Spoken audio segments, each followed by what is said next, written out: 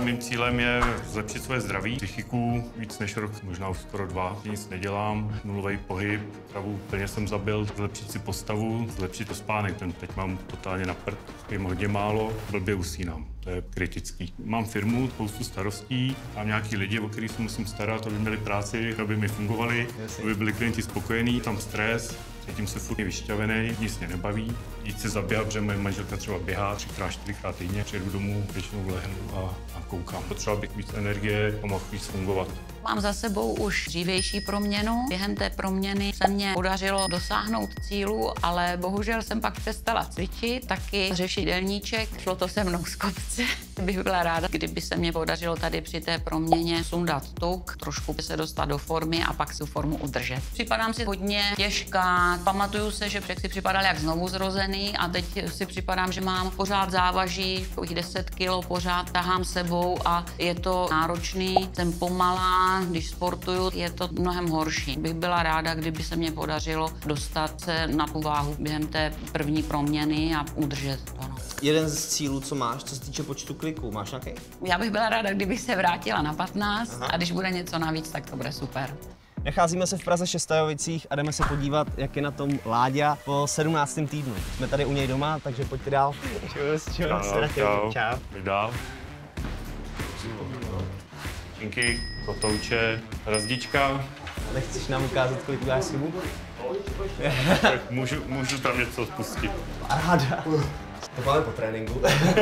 Potyče, maso, tatarák, kuřecí, nějaká ryba, máme jsou panenky, vejce, sírový tyčinky, obsahuje 30 bílkovin, moje oblíbený kotyč, tuňák, vejce. Kolem 500 kalorií, 70 bílkovin. Wow. Moc díky, Láďo. Hele, nemáš za co. Díky. Tohle je můj mazel Camaro 6.2 v obsah, 8 válec, 339 kW, 460 koní. Něco to jede, no.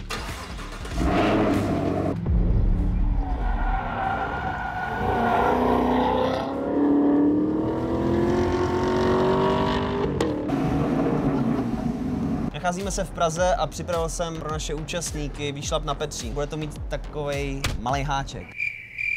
Každý z našich účastníků ponese rozdíl váhy, která byla nejvyšší v jeho životě, po tu aktuální. Kdybych měl nejvíc třeba 90 kg, mám 75, tak bych nosil 15 kg.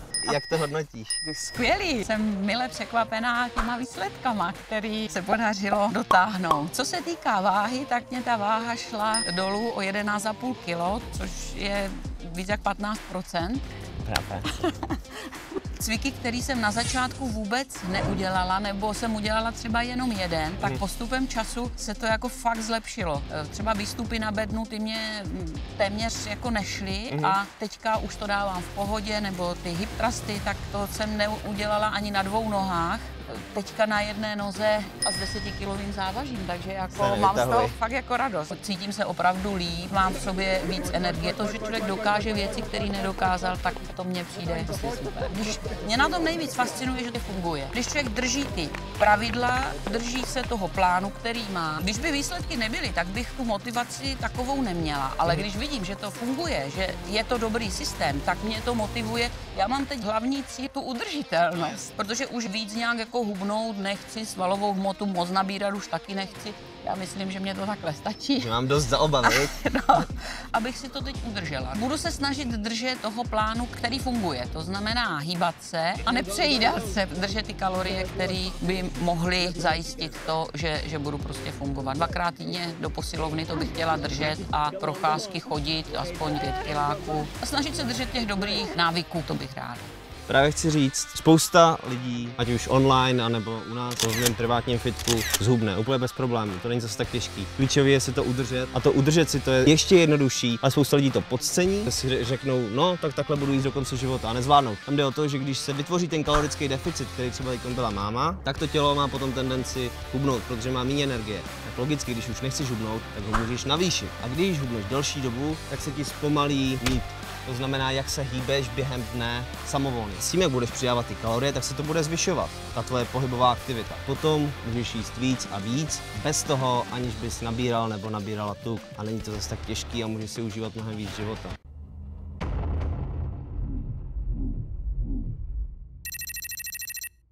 Přivítej Láďu a moji mámu, protože mají fantastické výsledky a já jim chci pogratulovat. Nepamatuju si, kdy jsem ti naposledy dával kytku, ale na video, rozumíš? Díky. Díky. Ne, taky líbat se nemusím, ale svá práce. Co jste si z toho vy dva odnesli? Že je důležitý vydržet, prostě nevzdávat to a že to funguje. Mám z toho radost, fakt. Vydržet, pokračovat v tom, to je to nejdůležitější, nezdat to, protože samozřejmě se dostaneš zase do toho plného začátku, nastavit to tak, aby to bylo udržitelné. No. Je super, že když člověk udělá změnu v jedné oblasti, tak mu to pomáhá i v jiné oblasti. Že se podaří posunout se v něčem, tak je vlastně trošku návod i v těch jiných věcech. Je to o té udržitelnosti. Když to nebude, tak padneš, kde jsi byl na začátku.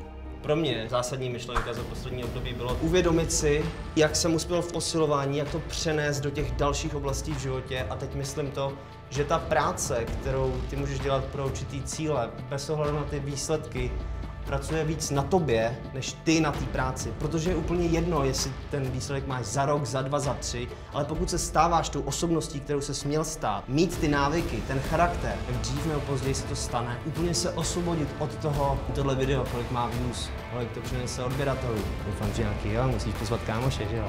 Jde o to, že jsme udělali své absolutní maximum a můžeš být hrdý na každý takovej den, který máš. To je moje zpráva a vidíme se v dalším dílu. Čau.